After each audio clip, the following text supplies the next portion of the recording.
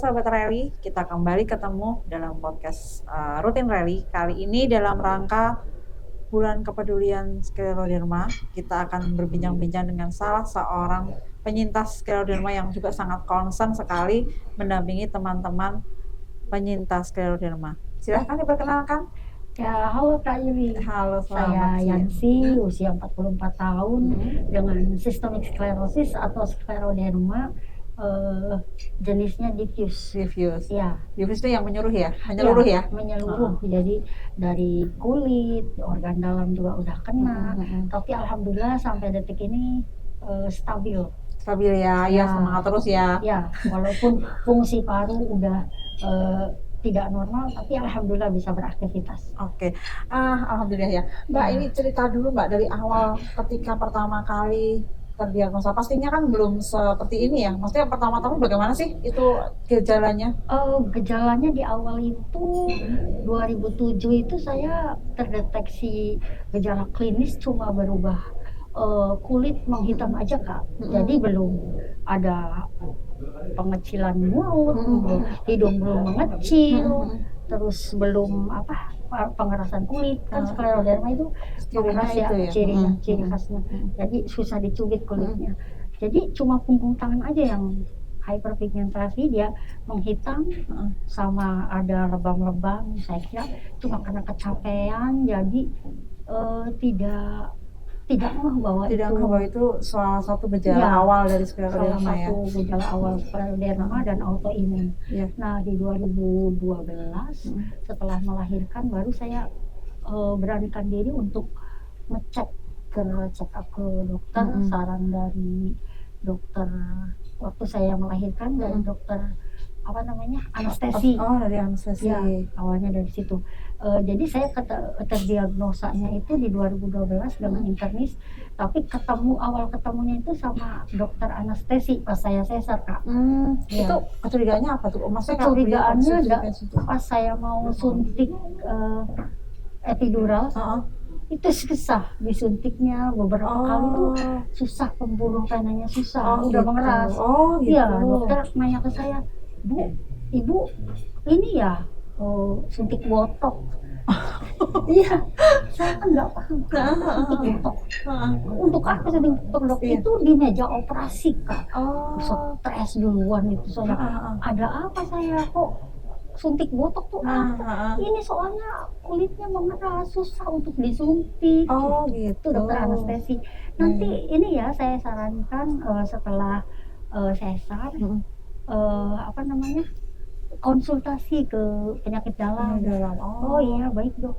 Itu saya, di meja operasi itu Kak, kayak udah mikirin bayi belum lahir kan. Terus mikir, kok dokter ngomong seperti itu, kan sama sekali nggak tahu ya ini penyakit apa gitu. Belum tahu ya, nggak ada edukasi sama sekali. Nah, pas saya hamil juga perutnya seperti karet, itu nggak ada yang kalau itu autoimun atau skleroderma, padahal kontrol rutin Kak. Itu saking minimnya edukasi. Iya, betul sekali. Ya, betul. Salah satu contoh penyakit rematik autoimun yang mungkin masih jarang ya waktu itu ditemukan, dan pengetahuan orang tentang penyakit ini kan masih sangat minim. Mungkin sekarang pun kalau misalnya teman-teman bertemu dengan penyintas skleroderma ini belum tentu paham ya kalau itu penyintas skleroderma. Mohon maaf, mungkin teman-teman taunya ini kok mirip-mirip kan, ini ya wajahnya khas ya. Jadi kan biasanya ini bersaudara gitu ya. Maaf ya Kak, ini beberapa pendapat orang yang mungkin belum tahu gitu. Nah, salah satu tujuan dari podcast kita kali ini adalah memberikan pemahaman gitu ya Kak ya. Mungkin sedikit dari cerita Kakak tadi. Sedikit sharing, jadi orang-orang bisa tahu bahwa ada loh ini salah satu jenis penyakit autoimun yang namanya systemic sclerosis atau skleroderma dengan manifestasi yang tadi disebutkan oleh Mbak Yansi. Nah, sekarang Mbak Yansi, yang dirasakan sekarang apa nih? Selain pengerasan kulit nih, ada gejala lain nggak? Dominan sih di sesak nafas, tapi sekarang udah stabil, asal tahu diri, Maksudnya gimana nih? batasan, Tahu dirinya. tahu dirinya Mm-mm. kapan saat istirahat, kapan Oh, saat beraktivitas kembali. iya. Kalau dulu-dulu kan belum paham, belum mengenali tubuh sendiri, Mm-mm. kayaknya Mm-mm. diporsir mengasuh, Mm-mm. aktivitas di rumah, Mm-mm. aktivitas yang lain-lain itu Mm-mm. sepertinya cepat lelah tentu ya Kak. Iya, betul. Fatigue tentu, terus dominan sesak nafas Mm-mm. karena fungsi paru sudah menurun Iya. Kak. Tapi sekarang alhamdulillah udah stabil. Jadi beberapa menit aktivitas istirahat dulu gitu. Mm-mm. Alhamdulillah sampai sekarang stabil Kak. Iya, Dan masih tetap konsumsi obat iya, medis. tetap pengobatan rutin dulu Iya. ya. Karena apa namanya? Ini salah satu poin penting dalam Betul. terapi pengobatan autoimun ya, karena kalau kita stop obat sendiri atau kita mengutak-atik dosis sendiri itu justru kita akan mengalami perburukan. Nah, jadi Betul. bukan apa namanya, bukan malah mau semakin membaik, tapi bisa saja semakin memburuk. Setuju Kak. Terus Kak Yansi sendiri kan sekarang aktif di Yayasan Scleroderma Indonesia ya. Iya betul Kak. Itu anggotanya dari mana saja Kak? Anggotanya dari seluruh Indonesia Oh, Kak. dari Indonesia. Ya, ada dari Kalimantan. Yang terakhir ada dari Timika. Dari Timika. Iya, di sana belum ada rheumatologi, Iya, jadi betul. susah ya berobat. Tapi alhamdulillah udah bisa komunikasi sama penyakit dalam ya. Dan itu apa sih namanya? Kalau orang-orang di pedalaman itu dikiranya penyakit itu santet. Nah, itu dia. Karena Betul. berubah kan. Iya. Tangan berubah, wajah berubah. Nah, itu yang satu untuk apa namanya? Salah satu edukasi terpenting itu untuk itu supaya orang tuh tidak memikir kalau ini santet. Kalau ini penyakit Ini medis. Iya, medis ya. ini medis, Pure ada medis ya. tata laksananya di Iya, medis. betul. Ini terima kasih sekali Kak edukasi. Sebenarnya kita pingin sih menampilkan before afternya ya. Dulu sebelum Ada ada ya, nanti after. bisa dikirimkan ya Kak ya. Nanti Boleh. ketika tayang video ini kita akan tayangkan before afternya. Bagaimana sih perubahan secara fisik kelihatan pada diri Kak Yansi ini. Nah, Kak Yansi sendiri kan merasakan perubahan yang sangat signifikan dari ketika sebelum dan sesudah terkena. Ada insecure nggak sih Kak? Oh pasti. Pasti ya. Manusiawi ya, insecure, merasa tidak percaya diri, merasa saya tidak berguna. Banyak yang Tapi tanya itu nggak dulu. sih? Banyak nggak yang tanya ini kenapa sih dengan Banyak mukanya gitu? yang tanya. Terutama kalau saya pulang kampung ya, kamu kok kayak operasi plastik ya, kok nggak ada kerutnya, padahal kan usia kita sudah 40-an. Saya kelihatan lebih halus Kak. Aku berkerut kalau ketawa, kamu kok tidak gitu. Ya saya jelaskan. Kalau ada yang bertanya saya jelaskan. Kalau ngelihat aja kayak anak kecil gitu kan, ngelihat mah kayak boneka, saya senyumin aja. Kalau mereka bertanya, saya edukasi. Kesempatan saya untuk ini loh, saya ini Scleroderma, penyakit autoimun langka. Saya dulunya insecure, dulunya nggak pede, tapi sekarang demi teman-teman yang lain di luar sana yang butuh edukasi, harus kita mewartakan. Kalau nggak dari kita, dari siapa lagi ya? Dimulainya dari kita sendiri ya. Yang lain nggak paham kan kondisinya bagaimana. Terus prosesnya Kak, dari kan waktu pertama kali terkena pasti nggak langsung ke tahap ini ya? Pasti Kak Yansi melalui berbagai macam tahapan-tahapan ya. Berapa lama sih bisa menerima kondisi seperti ini? Saya tidak terlalu lama denial sih Kak. Karena saya mungkin karena alhamdulillahnya saya ada anak berkebutuhan khusus kali ya, jadi itu salah satu motivator utama saya. Saya harus sembuh, saya harus bisa mengasuh anak saya gitu. Jadi denial itu kayaknya di awal-awal tahun saya berobat itu Kak, di 2012 kayak 3 tahun 4 tahunan itu nggak ada 4 tahun 2 tahun itu Kak, disupport sama dokter, sama keluarga, sama teman-teman komunitas. Jadi lebih kuat, lebih semangat menghadapinya Kak. Betul. Jadi fungsinya komunitas di sini ya, salah satunya adalah saling support sehingga kita tidak merasa sendiri, kita nggak merasa aneh sendiri ya Kak ya. Tapi ada teman-teman yang senasib sepenanggungan dan bisa saling belajar nih dari kasus masing-masing gitu ya. Betul. Nah itu Kakak mendapatkan informasi atau edukasi tentang Scleroderma ini dari mana nih? Awalnya kan ikut di Facebook ya, Oh, di ada Facebook. apa akun skleroderma. Mm-mm. Sebelumnya kan saya langsung browsing tuh dulu Mm-mm. di apa diketuk palu sama dokter internis Heeh. skleroderma Bu. Iya. Saya langsung browsing di Google kan dulu, aduh kok meninggal semua ujungnya. Tapi saya ketakutan di situ pas udah ketemu ini yayasan skleroderma, komunitas skleroderma. Mm-mm. Saya bergabung situ di Facebook, Mm-mm. terus akhirnya ketemu eh, komunitas, terus saling mengedukasi dan ketemu Facebook apa namanya Dokter Sandra. Oh iya. Iya. Heeh. Jadi ada edukator di situ kita selalu mengikuti. Iya, iya betul.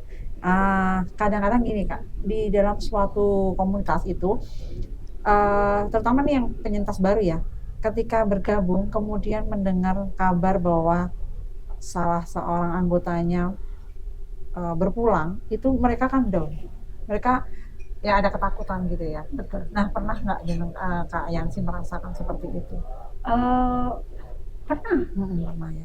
bahkan sering, terutama dengan teman terdekat ya. Oh saya akan seperti itu. Tapi tidak apa downnya itu tidak kelamaan. Iya. Kembali mungkin karena saya ada anak berkebutuhan Iya, khusus. ada motivasi ya. Iya, jadi untuk ada ini ya. motivasi. Semua juga akan mengalami seperti Iya, itu. betul, tidak perlu. Iya, tidak perlu kita sakit. Iya, kan Iya. banyak faktor ya. Iya, Nggak banyak mesti dengan faktor. sakit juga ya. Cuma kan beda-beda Iya, gitu. betul. Sudah ada Jalannya, takdirnya, sudah ada iya. takdirnya sendiri. Jalannya beda-beda. Udah sekarang nikmati, jalani aja. Iya, Itu. betul, betul, Iya. betul. Nanti kalau dipikirin terus pusing sendiri. Dan malah flare up kan itu ya. Iya, betul. Karena kan psikis juga sangat signifikan sekali ya menimbulkan flare ya. Iya. Terus Kak, yang paling susah Kakak hadapi dalam selama ini mendampingi teman-teman komunitas skleroderma itu apa? Tantangan tersulit? Oh, tantangan tersulit dari rasa percaya diri mereka.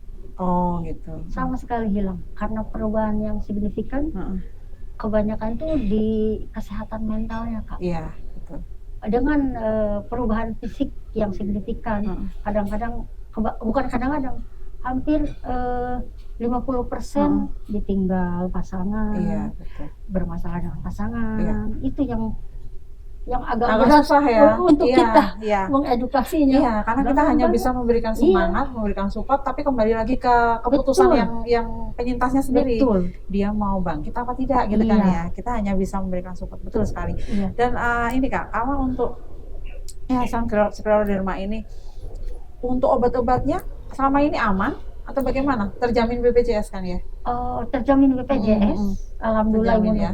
penekan imun, terus pelancar pembuluh darah, pelebar pembuluh darah, semua dijamin BPJS. Jadi berobat setiap bulan, apa namanya, terus mengolah pikiran, terus tetap bergerak, aktivitas, itu yang membuat stabil kondisi, Kak. Iya, betul. Artinya tidak ada alasan buat teman-teman sebenarnya malas kontrol dan malas minum obat. Karena kan sudah terjamin BPJS nih. Nikmat mana lagi yang mesti didustakan ya? Iya, Itu betul, Kak. obat-obatnya mahal loh Iya, ya. betul. Jadi kalau teman-teman sudah berobat, mendapatkan obat, terus nggak diminum, yang rugi teman-teman sendiri. Iya. Gitu kan ya? Iya, betul.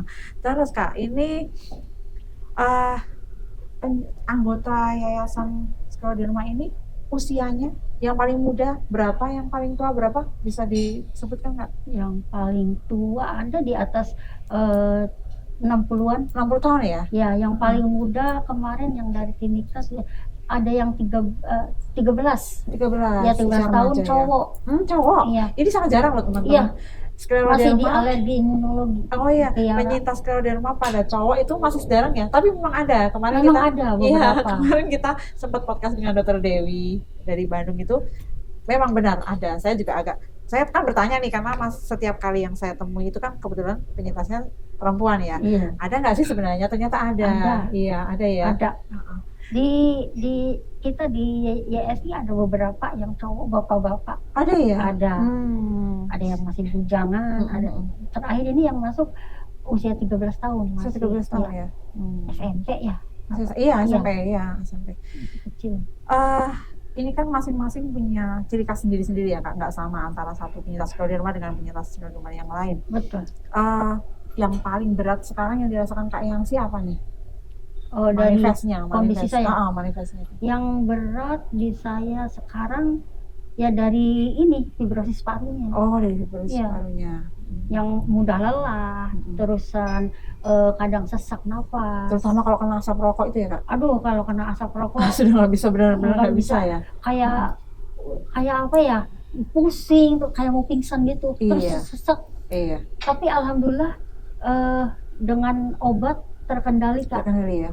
Intinya kita harus tahu diri batasan di mana kita jeda untuk apa namanya, dari kegiatan sama mulai kegiatan lagi gitu. Iya, mesti tahu Mengenali alarm diri sendiri ya. Iya, Jadi ketika kita memang sedang dalam kondisi banyak kegiatan, kita mesti tahu kapan nih kita harus istirahat sebentar. Betul. Ya, karena kan tubuh kita ini istimewa ya Kak ya. Iya. Istimewa. Kita itu penyintas rematik autoimun itu punya alarm sendiri-sendiri.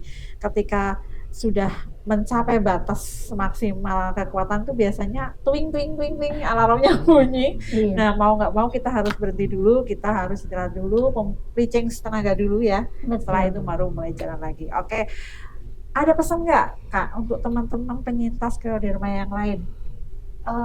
Tentu ada ya, untuk teman-teman di sana yang masih takut berobat, ayo semangat. Obatnya sudah tercover BPJS semua. Saya stabil kok dengan berobat ke medis.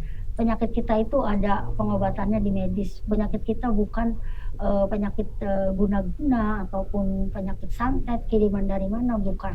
Dari beberapa puluh tahun yang lalu udah ada scleroderma atau systemic sclerosis. Bersemangat untuk kalian yang belum berani berobat. Dan itu bukan penyakit menular. Ya, bukan penyakit menular. Jadi tidak perlu khawatir atau menjaga jarak. Betul. Dengan penyintas scleroderma ini.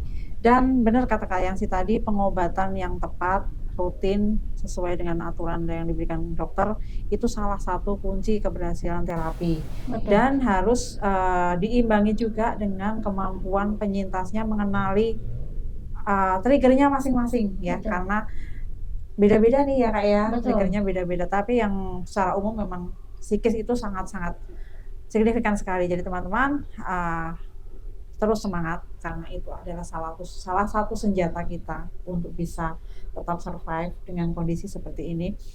Tetap semangat, tetap rutin berobat, dan jangan lama-lama denialnya ya, karena itu berbahaya banget ya. Kadang kita jatuh tidak apa-apa, tetapi yang penting kita harus segera bangkit kembali. Betul begitu ya Kak Yangsi ya? Sekali setuju. Ini dalam rangka bulan kepedulian terhadap sklerosis sistemik, kita mempersembahkan podcast ini akan tayang nanti pada bulan Juni ya. Jadi persembahan khusus dari Rally sebagai salah satu bukti bahwa kita juga sama-sama berjuang ya Kak, meskipun mungkin beda ini ya, beda jenis, beda gejala, beda jenis rematik autoimunnya, tapi kita sama-sama berjuang di sini. Dan semangat terus untuk Kak Yangsi mengedukasi, semangat terus untuk teman-teman di Yayasan Scleroderma Indonesia. Mari kita tetap berjuang bersama, kita tetap mengisi apa yang sudah diberikan Tuhan kepada kita, karena yakin punya hikmah tersendiri yang diberikan. Begitu ya Kak Yangsi? Terima kasih sekali atas kehadirannya. Sama-sama. Sampai jumpa di podcast selanjutnya.